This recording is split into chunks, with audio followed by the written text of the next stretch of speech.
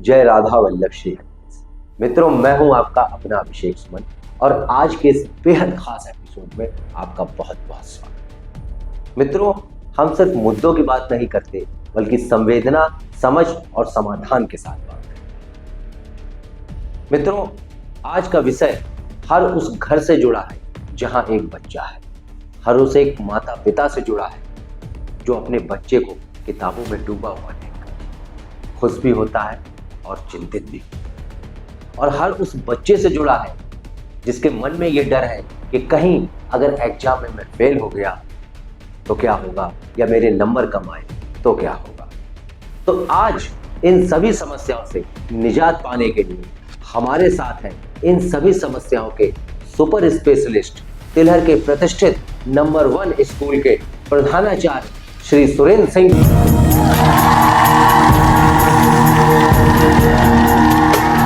तो आइए बहुत बहुत स्वागत करते हैं हमारे आज के मेहमान श्री सुरेंद्र सिंह जी का। प्लीज सर, बहुत बहुत स्वागत है आपका। Thank you so much Abhishek Suman ji for inviting me to your podcast. Thank you so much. हमारे अहोभाग्य आप पधारे। प्लीज सर, विराजमान होइए। Please sir. Thank you so much sir, thank you so much, आपने समय निकाला सर। Thank you so much Abhishek sir.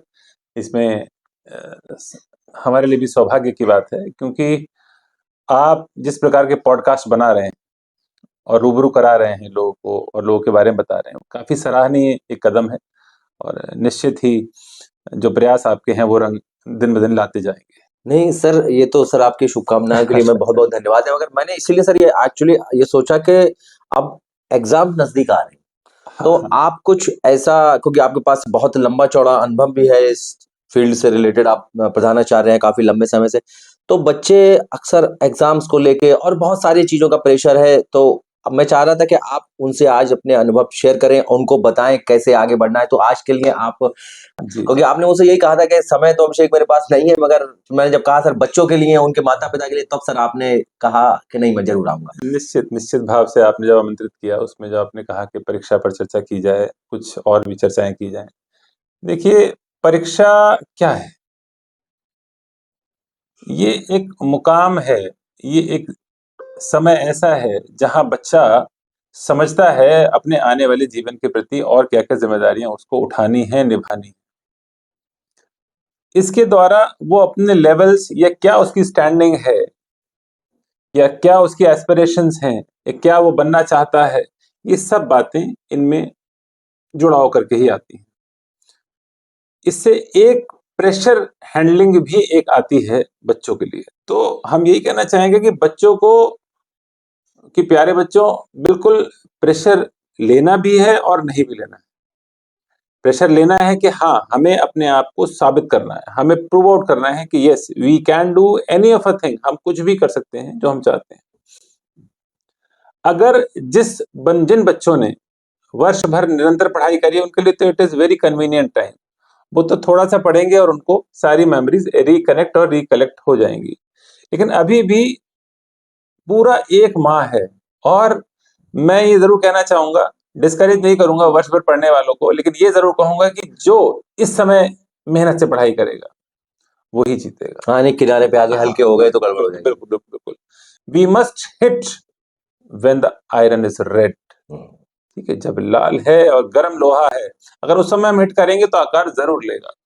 तो वही है कि जो भी, अगर उन्होंने स्लो डाउन कर दिया कि हमने पूरे वर्ष पढ़ा है, और अब अगर स्लो डाउन कर दिया, तो वहां भी उनके रिजल्ट्स पर अनुकूल प्रभाव नहीं पड़ेगा। लेकिन जो भी अब, क्योंकि ना अब हमारा, मैं आपको अगर सत्य बताऊं, आपने भी अनुभव किया होगा कि अब हमारा मेमोराइज करने का पार जो है, याद करने का पार बहुत तेज हो जाता है जैसे जैसे एग्जाम नजदीक आ रहे हैं। क्योंकि एक प्रेशर, हमारी बॉडी अपने आप ही इस प्रकार के हार्मोन्स रिलीज करती है। कहते हैं ना कि आप पॉजिटिव सोचो तो पॉजिटिव ही होगा। सही कह रहे हैं। जो आप सोचते हैं वो आपके जीवन में घटना शुरू हो जाता है। तो आप समझ के चलिए, इस समय क्या है कि हर प्रकार का प्रेशर है, मीडिया का प्रेशर है, समाज का प्रेशर है, टीचर्स का प्रेशर है, पेरेंट्स का प्रेशर है, कोचिंग्स का प्रेशर है। तो बच्चों के मेमोराइज करने की पार इस समय बहुत ज्यादा बढ़ जाती है, और वो जैसे ही पढ़ते हैं उनको याद होना और समझ में आना शुरू हो जाता है। कुछ विषय छोड़ दे, for example maths is there, तो मैथ्स और साइंस थोड़ा वर्ष भर पढ़ना पड़ता है, अकाउंटेंसी अदरवाइज। लेकिन जिसने भी थोड़ा थोड़ा regular, foremost and most important thing is, अगर कोई बच्चा रेगुलर स्कूल गया है, विद्यालय, तो ये मानकर चलिए कि उसके 75 to 80% कहीं नहीं गए। उसके ऊपर लाने के लिए उसे बट नेचुरल है कि और अतिरिक्त और अथाह प्रयास करने पड़ते हैं। 80% इज वेरी अचीवेबल।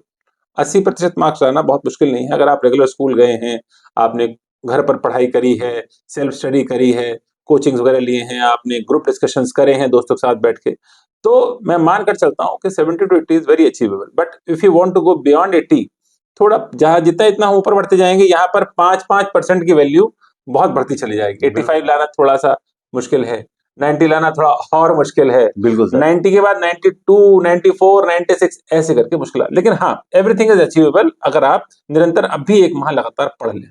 अच्छा सर, इसी में एक बात मैं और आपसे पूछना चाहूंगा ना, जैसे अभी आपने कहा कि 1 महीना है अभी।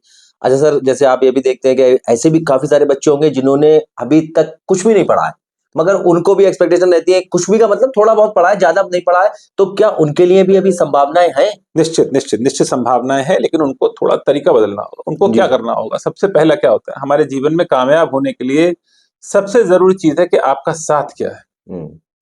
अगर आपका साथ अच्छा, अगर आपने अभी भी बाय एनी मीन और कैसे भी अगर आपने किसी अच्छे दोस्त को साथ में रख लिया आपने, पढ़ने वाले स्टूडेंट, जी जी जी जी जी जी, उसके 90 आएंगे, लेकिन ये मान कर चलिए वो आपकी नैया को 70% पर ले जाएगा, आपको किनारे लगा ही देगा। हाँ हाँ, निश्चित। तो अगर आपने साथ चुनने में समझदारी कर ली है प्रिय बंधु, तो समझ लीजिए जीवन की नैया आपकी पार है। और 1 महीना इज सफिशिएंट टाइम, क्योंकि देखा गया है आमतौर पे कि मैक्सिमम बच्चे अब जाकर बिल्कुल स्टेबलाइज हो जाते हैं और पढ़ाई की ओर फोकस हो जाते हैं और वो कर जाते हैं।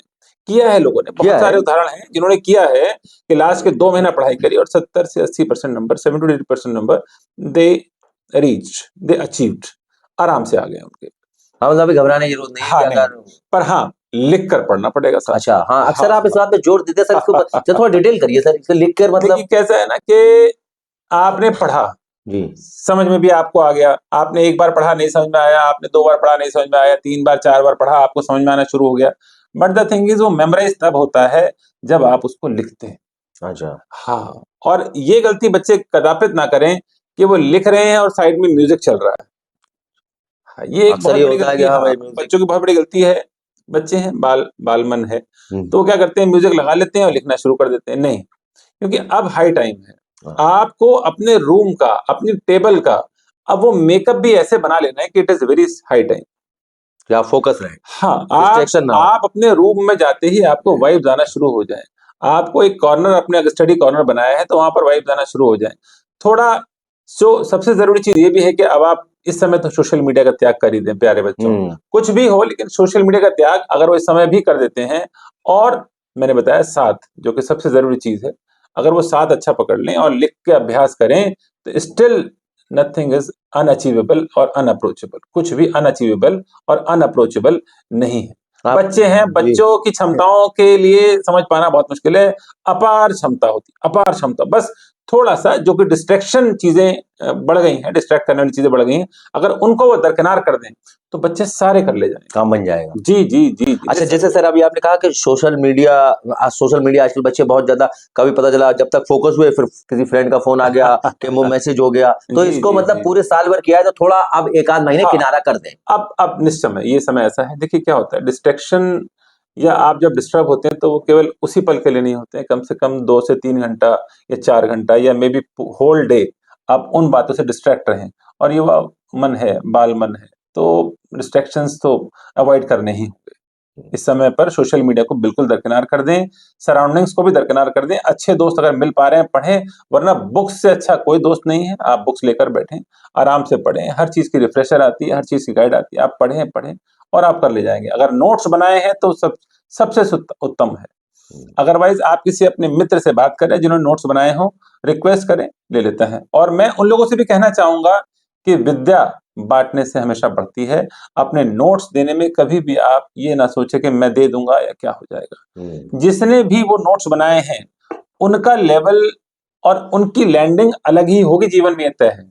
और जिसने शेयर किया विद्या को, जिसने विद्या को शेयर किया, उसको परमपिता परमेश्वर ऑलमाइटी अलग से ब्लेसिंग्स, आशीर्वाद देता ही देता है। क्या आप दूसरों की मदद कर रहे हैं? तो ये भ्रांति में ना रहे बच्चे कि यार मैंने तैयार करे हैं नोट्स, मैं दे दूंगा तो उसके मार्क्स मुझसे ज्यादा। अगर उसके मार्क्स ज्यादा आ भी जाते हैं तो मैं एश्योर करता हूं आपके माध्यम से कि जीवन में लैंडिंग उनकी ज्यादा होगी जिन्होंने वो खुद सेल्फ प्रिपेयर किए थे। इसमें कोई शंका या असुविधा नहीं।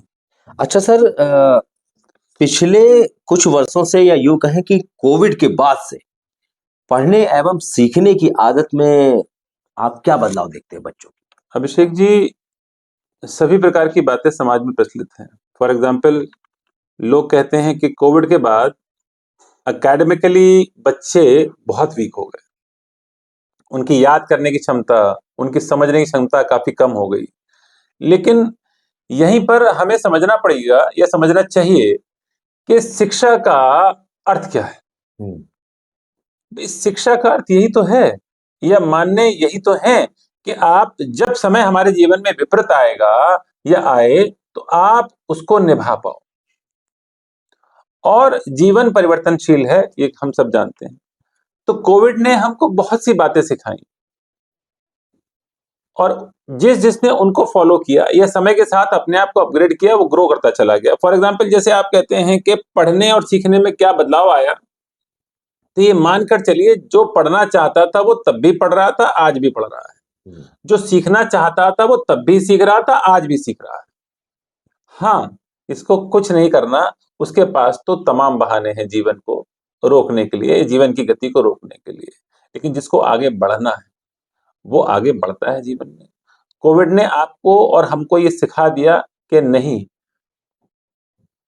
पुराने रीति रिवाजों से अब जीवन नहीं बीतेगा। सही कह रहे हैं सर, आपको अपने आप को अपग्रेड अपडेट करना पड़ेगा, क्योंकि टेक्नोलॉजी में जबरदस्त चेंज आया है। बिल्कुल बिल्कुल।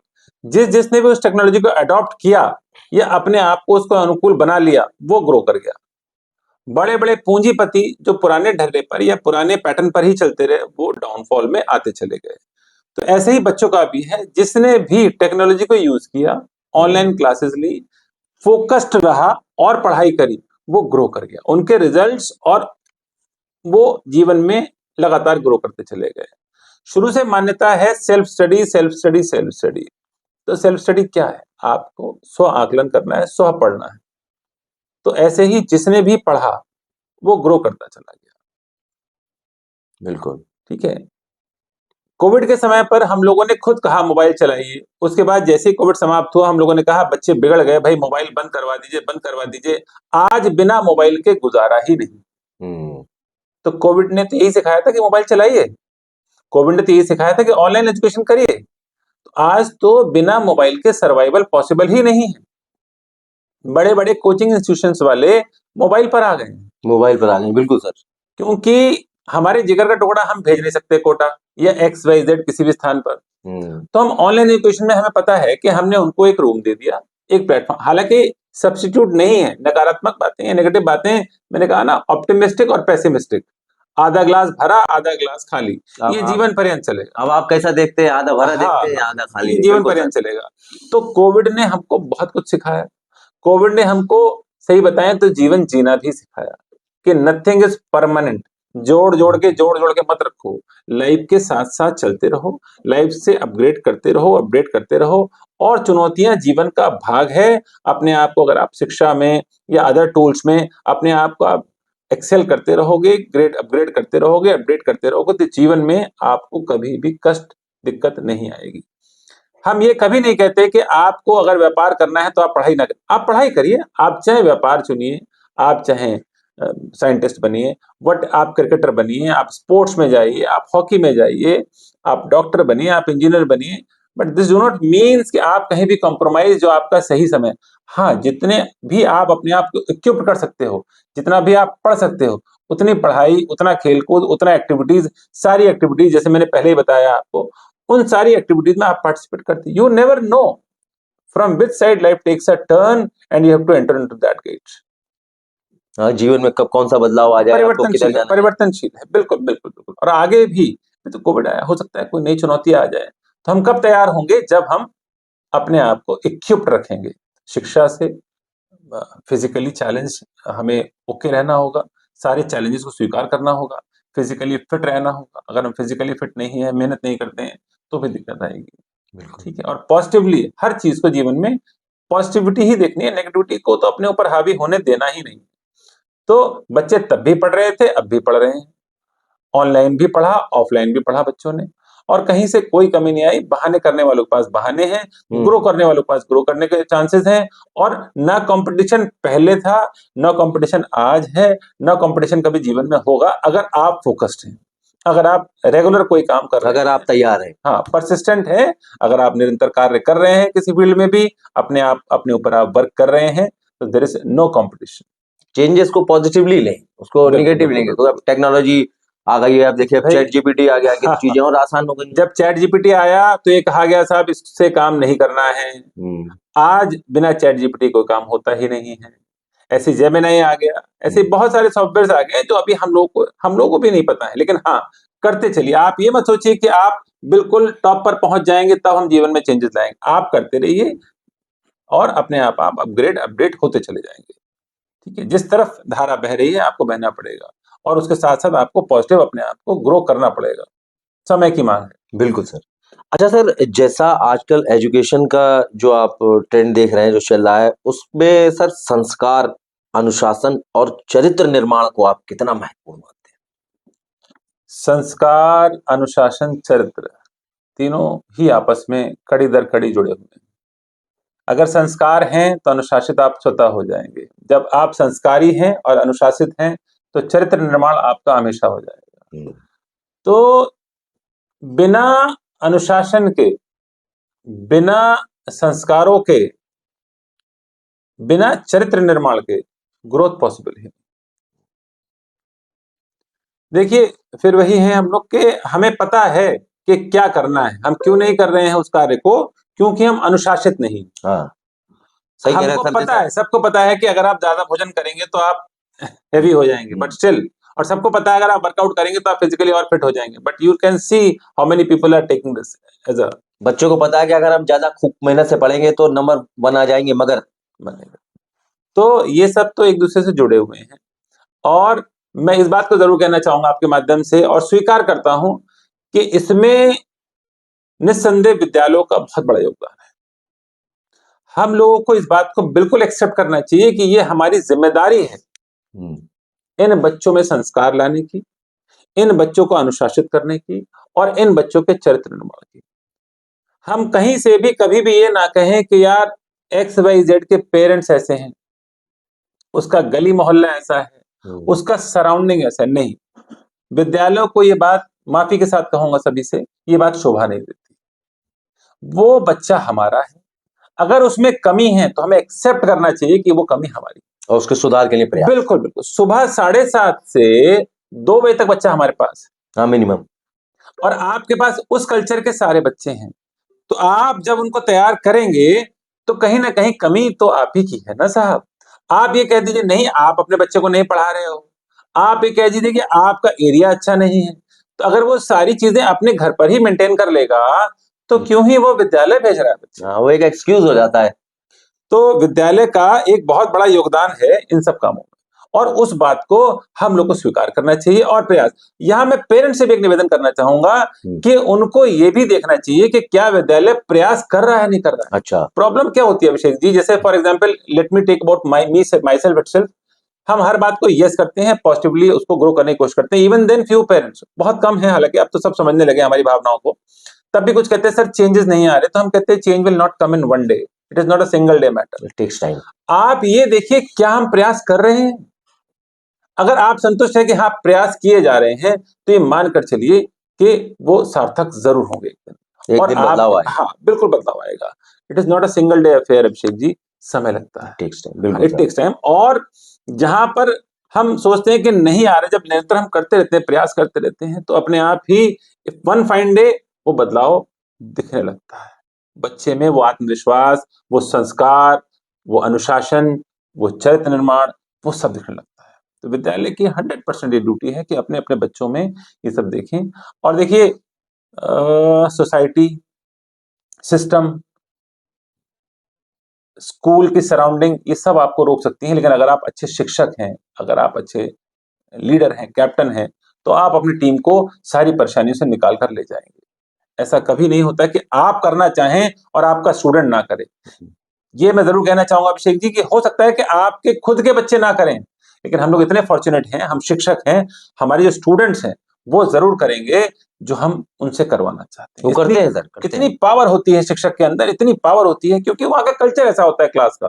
घर में तो अकेला है, वो माँ बाप को दबा लेता है बच्चा, इन क्लास में वो किसको दबाएगा?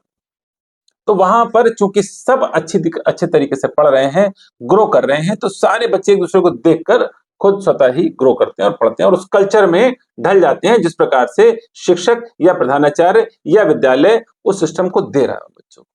बहुत बढ़िया सर, बहुत अच्छी बात कही सर आपने। अच्छा सर, आज की डेट में जैसा कि हम देख रहे हैं कि सीबीएसई का काफी ज्यादा क्रेज है। सीबीएसई जो विद्यालय है हमारे, वो छात्रों को परीक्षा ही नहीं बल्कि जीवन और करियर के लिए कैसे तैयार करते देखिए, सीबीएसई विद्यालय में सबसे अच्छी बात क्या है कि ये अपडेट और अपग्रेड करने में समय नहीं लगाते हैं। हैं? अच्छा। जो भी पॉलिसी इनकी है वो इतनी तेजी से कार्य करती है कि तुरंत अगर इन्हें लगता है कि हमें ये चीज अडॉप्ट करनी है या ये चीज अपने यहाँ इनकॉर्पोरेट करनी है, तो तुरंत उस टेक्नोलॉजी को इनकॉर्पोरेट कर देते हैं। केवल सिलेबस पर ही जोर नहीं है, परीक्षाओं पर भी जोर है। और सबसे इंपॉर्टेंट आ गया, अब इन्होंने स्किल डेवलपमेंट, जिस पर हमारे माननीय प्रधानमंत्री जी भी काफी जोर देते हैं, तो स्किल डेवलपमेंट पे भी बहुत फोकस है। प्रैक्टिकली जीवन में जो चीजें बच्चों के काम आएंगी, उस शिक्षा पर खास बल दिया जा रहा है अब सीबीएसई बोर्ड में। और सीबीएसई बोर्ड ने तमाम कोर्सेज लॉन्च कर दिए हैं। जो भी बच्चे की लाइकिंग है, जो भी बच्चे का रुझान है, जिस फील्ड में बच्चा एक्सेल करना चाह रहा है या ग्रो करना चाह रहा है, सीबीएसई ने वो एज अ सब्जेक्ट लॉन्च भी कर दिया है। तो सबसे अहम बात यही है कि जीवन, जो कि हम जानते हैं कि यार सदैव परिवर्तनशील है, बिना परिवर्तन के संभव नहीं है जीवन। तो चूंकि सीबीएसई अपने आप को अपग्रेड और अपडेट निरंतर रूप से करता रहता है, इसीलिए बच्चों के लिए काफी ब्राइट चांसेस रहते हैं कि वो जीवन में अपने एक्सेल करें, परीक्षाएं भी दें, एकेडमिकली सिस्टम अपडेट करता रहता है, स्किल डेवलपमेंट पर जोर है। और चूंकि नॉर्मली सीबीएसई बोर्ड्स के ज्यादातर स्कूल को एजुकेशनल स्कूल हैं, तो एक प्रैक्टिकल ज्ञान के जीवन आपको कैसे आगे जीना है वो भी बच्चों को ऑटोमेटिकली एक कल्चर में या सिस्टम में आ जाता है। अच्छा सर, उनकी करियर काउंसलिंग का भी कुछ ऑप्शन रहता है क्या? हाँ हाँ हाँ, निस्संदेह निस्संदेह, कैरियर काउंसलिंग के लिए भी सीबीएसई समय समय पर सेशंस लेता है। ऑनलाइन सेशंस बच्चों के लिए फ्री ऑफ कॉस्ट हैं। ऑनलाइन टीचर्स को लगातार अपग्रेड किया जाता है। टीचर्स की ट्रेनिंग होती है, प्रिंसिपल्स की ट्रेनिंग होती है। कई कई ट्रेनिंग्स तो बहुत महंगी है जो फ्री ऑफ कॉस्ट सीबीएसई कराता है।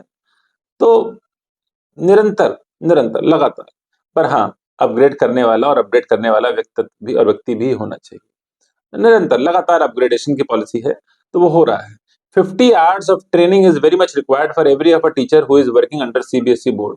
50 घंटे की ट्रेनिंग, ये मानकर चलिए कि हमारा खुद का विद्यालय भी लगातार ट्रेनिंग कराता है। इन हाउस ट्रेनिंग भी होती है और बाहर से रिसोर्स पर्सन भी आते हैं जो कि ट्रेनिंग देते हैं, और सीबीएसई की ट्रेनिंग तो होती ही होती है। मतलब कुल मिला के ये है कि बच्चे पे बहुत ज्यादा ध्यान दिया जाता है। अगर हम कंपेरिजन करें अदर बोर्ड से, जी तो जी वो जी जी। सीबीएसई शायद काफी ज्यादा ध्यान दे रहा है। हाँ हाँ, सीबीएसई निस्संदेह निस्संदेह सीबीएसई बोर्ड काफी ध्यान देता है और पहली पसंद सीबीएसई बोर्ड बनता जा रहा है माँ बाप की। और हर जगह पर सीबीएसई बोर्ड के स्कूल्स लगातार खुल रहे हैं और अपग्रेड कर रहे हैं। अच्छा सर, इसी से जुड़ा हुआ थोड़ा सा एक सवाल ये भी है कि सर बच्चों के सर्वांगीण विकास, ओवरऑल डेवलपमेंट के लिए सर माता पिता और विद्यालय के बीच बेहतर तालमेल कैसे हो सकता है?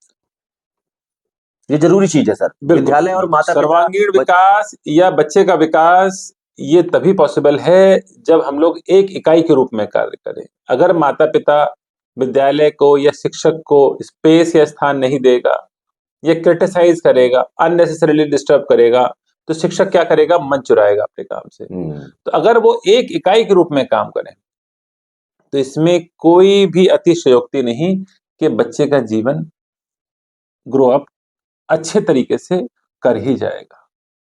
तो अगर हम एक इकाई में एक दूसरे को पिरो लें, पूरक बन जाएं एक दूसरे के, हम माता पिता और हम, शिक्षक और माता पिता, जो शिक्षक चाहते हैं वो माता पिता दे, जो माता पिता चाहते हैं वो शिक्षक दे, और एक अच्छा आपस में तालमेल बनाते हुए बच्चे के लिए, समग्र विकास के लिए, बच्चे के लिए ओवरऑल डेवलपमेंट के लिए हम लोग वर्क करें, क्योंकि विद्यालय से अच्छा कोई स्थान नहीं है।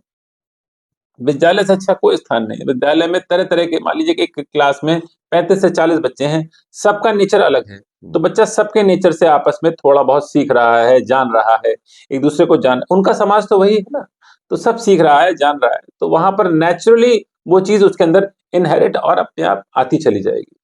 तो अगर माता पिता का तालमेल सही है, वो ट्रस्ट शो करता है विद्यालय में और शिक्षकों में, तो निस्संदेह शिक्षकों में भी एक बल रहता है, विद्यालय में भी एक बल रहता है कि हाँ ठीक है, हम जो चाहें इस बच्चे के लिए कर सकते हैं, माता पिता हमारे साथ हैं। और वहीं अगर माता पिता लेग पुलिंग करते हैं या मना करते हैं या अननेसेसरी डिस्टर्ब करते हैं कल्चर को, तो शिक्षक के मन में कहीं ना कहीं भाई मानव मन है, वो भी आ जाता है कि नहीं यार, इस बच्चे से हम कुछ भी कहेंगे तो तुरंत इसके पिताजी आकर खड़े हो जाएंगे, कोर्ट कचहरी की धमकी भी दे सकते हैं और अन्यथा नाना प्रकार की बातें कर सकते हैं। तो मेरा निवेदन यही होगा आपके माध्यम से माता पिताओं से कि विश्वास रखें टीचर्स पे, स्कूल पर, प्रधानाचार्य पर। बिल्कुल बिल्कुल बिल्कुल आपको, क्योंकि हम सब आपके बच्चे के बिल्कुल। विकास के लिए ही लगे हैं। और कुछ नहीं साहब, देखिए उद्देश्य यही, उद्देश्य ही है। उद्देश्य मैंने बताया आपको कि देखिए उद्देश्य ही यही। मैं आपके माध्यम से भी कहना चाहूंगा, खैर हमारा विद्यालय ही रेनेस एकेडमी की अगर बात करूं, तो हमारे मैनेजमेंट इतना ईगर रहता है, इतना एक्साइटेड रहता है, कहता है प्रधानाचार्य जी जो बन पाए वो करिए आप बच्चों के लिए, किसी भी चीज के लिए कभी वो ना नहीं करते हैं।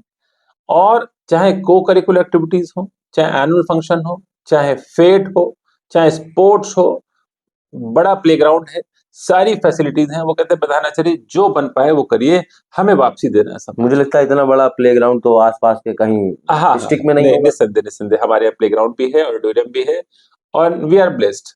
हमारे मैनेजमेंट, देखिए अगर वो लोग नहीं चाहेंगे तो हम लोग नहीं कर सकते हैं, लेकिन निस्संदेह वो हमेशा पॉजिटिव रहते हैं, जो चाहे विद्यालय के लिए करिए प्रधानाचार्य जी, बस हमें बच्चे ग्रो करते दिखें, हमारा तिलहर ग्रो करता हो दिखे, उनकी आकांक्षा इच्छा यही रहती अच्छा सर, एग्जाम्स बिल्कुल नजदीक आ ही गए, तो सर बच्चों में एक परीक्षा का डर बना हुआ है, एक भय है, असफलता का भी भय है सर उनमें, कि फेल होने का नहीं, बल्कि क्या मेरे 90 प्लस आ पाएंगे, 95 प्लस आ पाएंगे, क्योंकि पेरेंट्स की भी एक्सपेक्टेशन है कि भैया पढ़ो, नंबर लाओ। तो बच्चे जो है सर तनाव से एक जूझ रहे हैं सर।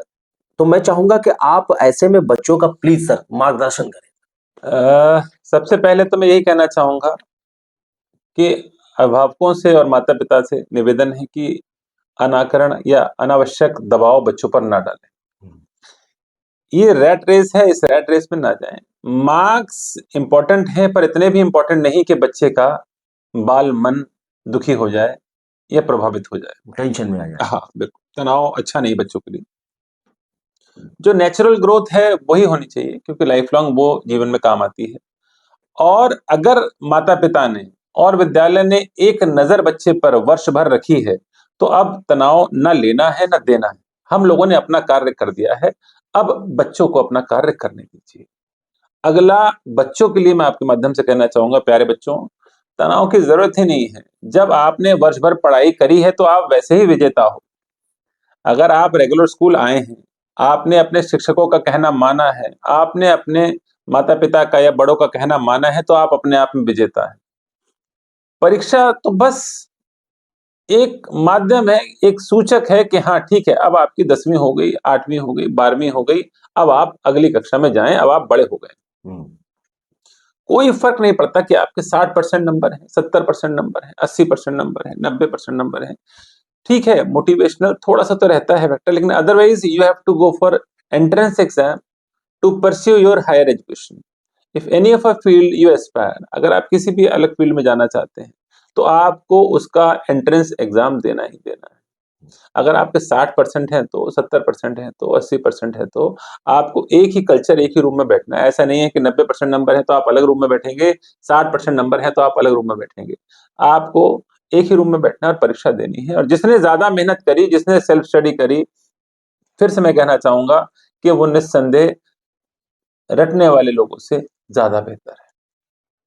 ठीक है, बिल्कुल प्रेशर नहीं लेना है परीक्षा का, स्वाभाविक रूप से परीक्षा देने जाइए। हाँ, अपना सामान एक रात पहले ही अलग कर लीजिए। For example admit card, for example I card, for example your uniform, for example your transparent articles, क्योंकि सब चीजें परीक्षा भवन में सिर्फ ट्रांसपेरेंट आर्टिकल्स ही जाएंगे। अपने टूल्स, कलम, पेंसिल, इरेजर, जो भी चीजें आपको हाँ, रखनी है मैं वो अलग देखता हूँ रख लीजिए। अक्सर बच्चे एडमिट कार्ड भूल जाते हैं, जी जी जी, आई कार्ड भूल जाते ये सब तैयार करिए, शू पॉलिश करके रखिए। सुबह प्रार्थना करिए, माँ से आशीर्वाद लीजिए, पिताजी से आशीर्वाद लीजिए, और अपना जाकर परीक्षा भवन में आराम से जाइए, परमपिता परमेश्वर का आशीर्वाद लेते हुए, ऑलमाइटी का आशीर्वाद लेते हुए, और वहां पर ध्यान से प्रश्न पत्र को पढ़िए, बहुत फोकस्ड होके, और अपना लिखना शुरू करिए। और मैं आपको बता रहा हूं, जब आप फोकस्ड रहते हैं, जब आपका डायरेक्शन सही है और आपने नॉर्मल पढ़ाई भी करी है, तो आप बहुत अच्छे से प्रश्न पत्र करके आएंगे। ऐसा कहीं नहीं होता कि आपको कोई दिक्कत आए। तो बिल्कुल टेंशन ना लें। टेंशन लेने से जरूर दिक्कत आती है। हैं। अगर आप टेंशन लेंगे तो बट नेचुरल है कि थोड़ा बहुत भूलेंगे, थोड़ा कंफ्यूज होंगे, मिसमैच करेंगे, मिसजज करेंगे चीजों को। कूल माइंड से जाएं, प्रश्न पत्र को ध्यान से पढ़ें, जितनी चीजें आती हैं उनको चाहे तो पहले कर लें आप आराम से, वरना प्रश्न ध्यान से पढ़ने के बाद आप प्रभु का नाम लेकर लिखना शुरू करिए। वो अपने आप ही आपका मार्गदर्शन करते रहेंगे और आप स्वतः आपकी कलम चलती चली जाएगी।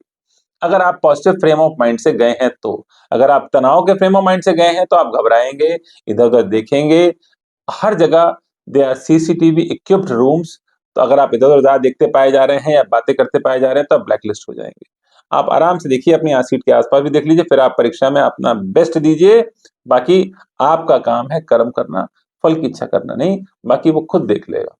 अच्छा सर, अभी आपने जैसे एक बात कही थी कि जो पहले आता हो उसका आंसर पहले लिख ले क्वेश्चन जी का। जी जी जी। तो सर क्या थोड़ा सा बता देंगे कि पहले क्वेश्चन वही अटेम्प्ट करने चाहिए जो आते हैं, या कि सर इस पर थोड़ा प्रकाश डालिए। अक्सर बच्चे क्या करते हैं, जो नहीं आता है उसके लिए टेंशन होने लगते हैं कि अरे यार नहीं आता, अब नहीं, क्या करूं। देखिए देखिए, जीवन में हर प्रकार की बात है। जीवन में हर प्रकार की बात है। कभी भी कोई गाइडलाइन प्रैक्टिकली बहुत सेट नहीं है। हम्म, आप सिस्टम से भी चल सकते हैं। आप ये मानकर चलिए कि आपको सारे आते हैं, आप सारे अटेम्प्ट करते चलिए, तो भी कोई दिक्कत नहीं है। अगर आपको जो आते हैं अगर आप वो पहले कर लेते हैं तो भी कोई दिक्कत नहीं है। आप किसी भी रूप से करें, बस आपका लेवल हाई होना चाहिए, मन ऊंचा होना चाहिए, और आपकी वाइब्स और सराउंडिंग पॉजिटिव रखकर आप अपने प्रश्न पत्र को हल करिए और सब चीजें स्वतः होती चली जाएंगी। अच्छा सर, एक सवाल मैं ये भी चाहूंगा आपसे पूछना कि अक्सर गेम्स यानी खेल को लेकर जो है ना, पेरेंट्स कहते हैं बच्चों से अरे खेलो मत, ज्यादा मत खेलो। कुछ तो कहते हैं बिल्कुल खेलो मत, सिर्फ पढ़ाई पढ़ाई पढ़ाई। तो सर इसको लिए क्या गेम्स जरूरी बच्चों के लिए जरूरी है, या क्या, कैसे, क्या थोड़ा आप गाइड करें please. A healthy mind lives in a healthy body. बहुत पुरानी saying. A healthy mind lives in a healthy body. बोल। अगर आपका शरीर ही स्वस्थ नहीं है तो ये मान कर चलिए कि मन भी स्वस्थ नहीं होगा। हम्म, तो अगर आप खेल कूद में नहीं आप प्रतिभागी बन रहे हैं या प्रतिभाग कर रहे हैं, तो ये मान कर चलिए कि आप अपने जीवन का एक बहुत बड़ा हिस्सा गंवाए दे रहे हैं। खेल के बिना तो ग्रोथ संभव ही नहीं है। हम्म, आपने देखा होगा, अक्सर कहा जाता है कि पंजाब की धरती में हाइट पर्सनैलिटी बहुत अधिक होती है। तो उसकी वजह भी कुछ यही है कि वहाँ फिजिकल वर्क काफी अधिक है। खेत पे जाना, वर्क करना, ये वहाँ के कल्चर में है, नीड में है, सिस्टम में है, इसीलिए वहाँ की पर्सनैलिटीज अलग होती हैं। खेल कूद एक से जो सेकंड सर, शरीर का माफी विकास चाहूंगा, होता है। बीच में माफी चाहूंगा सर। आपने कहा पंजाबी पर्सनैलिटी, पंजाबी आवाज में भी बड़ा मिठास होती है सर। ये भी मुझसे किसी गाने की जो पंजाबी वॉइस है, वो एक गाना बिना सुने मैं जाने नहीं दूंगा आपको। आपकी आवाज चलिए पहले पहले हाँ अपने प्लीज पहले अपने प्लीज प्रमुख सर, प्रश्न पे आ जाए। क्योंकि आवाज पंजाब से बड़ा मीठी होती खेलकूद की बात करें तो खेलकूद एक अभिन्न भाग है छात्र जीवन है। का, अभिन्न भाग। इसको आप अलग नहीं कर सकते। बिल्कुल बिल्कुल बिल्कुल। मैं निवेदन करना चाहूंगा सभी माता पिता से कि अगर कुछ पैसे अलग से देकर भी अगर कुछ कैंपिंग मिलती हो बच्चों के लिए, स्पोर्ट्स के लिए, तो उनको निश्चित रूप में अपने बच्चों को उसमें सहभागिता जरूर करानी चाहिए। 200-500 रुपए के लिए या किसी अमाउंट के लिए हम लोग बच्चे को नहीं पार्टिसिपेट कराएं, या अननेसेसरीली हम लोग सोचें नहीं। अगर इवनिंग क्लासेस में आपको कहीं स्पोर्ट्स मिल रहा है तो आपको अपने बच्चे को जरूर पार्टिसिपेट करानी चाहिए। जीवन का जो नैसर्गिक विकास है वो खेलकूद से आता है। अच्छा, सीबीएसई भी काफी ध्यान। सीबीएसई क्या, सभी विद्यालय विद्यालय जो शिक्षा का मंदिर है वो सभी इस बात पर बहुत ध्यान दे रहे हैं कि खेल कूद तो बिल्कुल मस्ट। बच्चा पार्टिसिपेट करे ही करे, पर कहीं ना कहीं थोड़ी सीमाएं होती हैं। स्कूल का समय 2 बजे तक का है, सिस्टम भी देखना है, एकेडमिकली भी कम करना है, तो इसीलिए खेलकूद थोड़ा सा रह जाता है। पर फिर भी अगर किसी शिक्षक की इच्छा होगी या किसी प्रधानाचार्य की इच्छा होगी कि ये हमें अपने बच्चों को देना है, तो वो देता ही है। ये मानकर चलिए कि खेल कूद में बच्चों को पार्टिसिपेट जरूर करना चाहिए, और सभी माता पिता से मेरा निवेदन है कि बच्चों को पार्टिसिपेशन के लिए कभी भी क्रॉस ना करें। अगर बच्चा चाहता है, विद्यालय आपको अपॉर्चुनिटी दे रहा है या सिस्टम आपको अपॉर्चुनिटी दे रहा है, तो केवल प्रतिभाग करना ही मैं मानता हूं कि विजयी होने का सूचक है। अगर आपने प्रतिभाग भी कर लिया, आपने अगर पार्टिसिपेट भी कर लिया किसी इवेंट में, तो ये मानकर चलता हूं कि आप विजेता है। पार्टिसिपेट ही कर। पार्टिसिपेशन ही अपने आप में विनिंग सीन है। जरूरी नहीं है आप प्रथम आए, आप द्वितीय आए, आप तृतीय आए, आप पार्टिसिपेट करें। जो भी अवसर, जो भी अपॉर्चुनिटी आपके पास आए खेल कूद में, को करिकुलर एक्टिविटीज में, आप उसमें पार्टिसिपेट जरूर करें। शरीर का विकास ही तभी होगा जब आप खेल कूद में पार्टिसिपेशन करेंगे। शिक्षा और आपका जब विकास होगा, जब सारे सिस्टम, आपके सारे तंत्र आपके अपने आप ग्रो कर जाएंगे, तो आपका मस्तिष्क भी ग्रो कर जाएगा। इसीलिए खेल कूद में, किसी भी प्रकार का खेल हो, उसको अपने जीवन की आदत में बनाइए। आपका ब्लड सर्कुलेशन भी ठीक रहेगा। जीवन पर्यंत परमपिता परमेश्वर करे कि आप बीमार भी नहीं होंगे। अगर आप फिजिकली एक्टिव हैं तो आपको बीमारियां डरेंगी आपके पास आने से। ठीक है।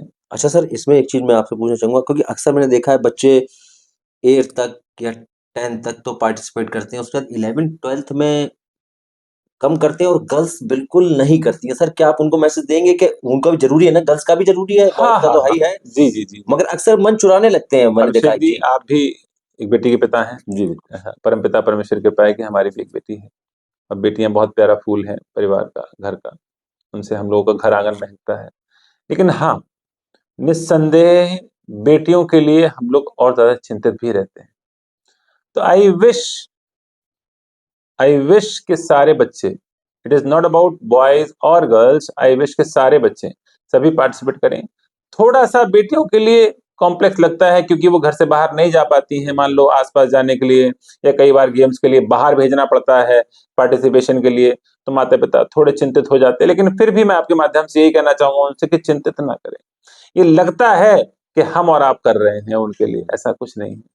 परमपिता परमेश्वर स्वतः अपना आशीर्वाद देता है और वो करवा रहा होता है और कर रहा होता है हमारे आपके लिए।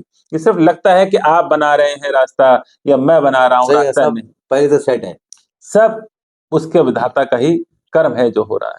हाँ, हम लोगों को कोशिश करनी चाहिए कि जितने अवसर मिले, चाहे बेटा हो चाहे बेटी, उन सबको उसमें पार्टिसिपेट कराएं। बच्चों को अच्छे संस्कार दें, बच्चों को अनुशासित होने के लिए कहें, और बच्चों का अपने आप स्वतः अपने सामने चरित्र निर्माण होते देखें। अच्छा सर, आपने अपने स्कूल टाइम में को करिकुलर एक्टिविटीज में बहुत पार्टिसिपेट किया है और आपका सिंगिंग में भी काफी नाम रहा है सर। जी जी। तो मैं ये रिक्वेस्ट करूंगा नहीं नहीं सर, अभिषेक सर। एक गाना सर आप चाहे कुछ लाइन गुनगुनाएं, और हो सकता है बच्चों के लिए आप फिर इनकार नहीं कर पाएंगे सर। बच्चों के लिए चाहे आप 2 लाइन कुछ भी ऐसा हो, क्योंकि बहुत पसंद करते हैं, तो प्लीज। एक प्यारा सा गीत है, चलिए बच्चों के लिए सुना देते हैं, उनको धन्यवाद। मोटिवेट करने के लिए हो पाए तो धन्यवाद। शायद हमारी बात उन तक पहुंचे। बिल्कुल सर। रुक जाना नहीं तू कभी हार के, कांटों पे चल के मिलेंगे साए बाहर के। रुक जाना नहीं तू कहीं हार के, कांटों पे चल के मिलेंगे साए बाहर के। ओ राही ओ राही, ओ राही ओ राही, सूरज देख रुक गया है, सूरज देख रुक गया है, तेरे आगे झुक गया है। सूरज देख रुक गया है, तेरे आगे झुक गया है। जब कभी भी कोई मस्ताना निकले है अपनी धुन में दीवाना, शाम सुहानी बन जाती है दिन इंतजार के। ओ राही ओ राही, ओ राही ओ राही, रुक जाना नहीं तू कहीं हार के। कांटों पे चल के मिलेंगे साए बहार के। कांटों पे चल के एक्चुअली मिलेंगे साए बहार के। Thank you. बहुत सुंदर सर, बहुत सुंदर। बच्चों के लिए बहुत ही अच्छा गाना कि कांटों पे चलना ही पड़ेगा सर, बिना कांटों पे चले। जी जी जी जी, बिना परिश्रम के तो कुछ भी संभव नहीं है। जितना कष्ट आएगा उतना जीवन में हम लोग ग्रो करेंगे। जितनी बार हम गिरेंगे उसके बाद हम उठेंगे तो एक नया ही अध्याय रचेंगे। तो निस्संदेह बच्चों से भी मैं यही कहना चाहूंगा अंततः कि प्यारे बच्चों, गिरने का गम न करना, असफल होने का गम न करना, परीक्षाएं लगातार दीजिए, इंटरव्यूज लगातार दीजिए, जाइए मिलिए, जीवन को समझिए और आगे बढ़ते चले जाइए। बस इसी के माध्यम, आपके माध्यम से यही कहना चाहूंगा। धन्यवाद। बहुत बहुत धन्यवाद सर आपका, आपने इतना बहुमूल्य समय दिया। और सर मैं आपको सच बताऊं, ये बच्चों के लिए आज का जो पॉडकास्ट है वो बहुत उपयोगी रहेगा, क्योंकि आपने बच्चों के परीक्षा से जुड़ी उनको भय समाप्त करने में अपना जो है जो भी सुझाव थे वो दिए, और पेरेंट्स को भी ये बताया कि टेंशन लेने की जरूरत नहीं है, कि हम आप अपना बेस्ट करते रहें। जी, ठीक है, तो सर आपने इतना समय दिया, बहुत बहुत धन्यवाद सर। और उम्मीद है कि फिर जल्दी मुलाकात, आपको मैं एक और पॉडकास्ट में बुलाऊंगा सर बच्चों के मार्गदर्शन के लिए। बहुत बहुत धन्यवाद सर, बहुत बहुत धन्यवाद, बहुत बहुत धन्यवाद दर्शकों। जी, नमस्कार।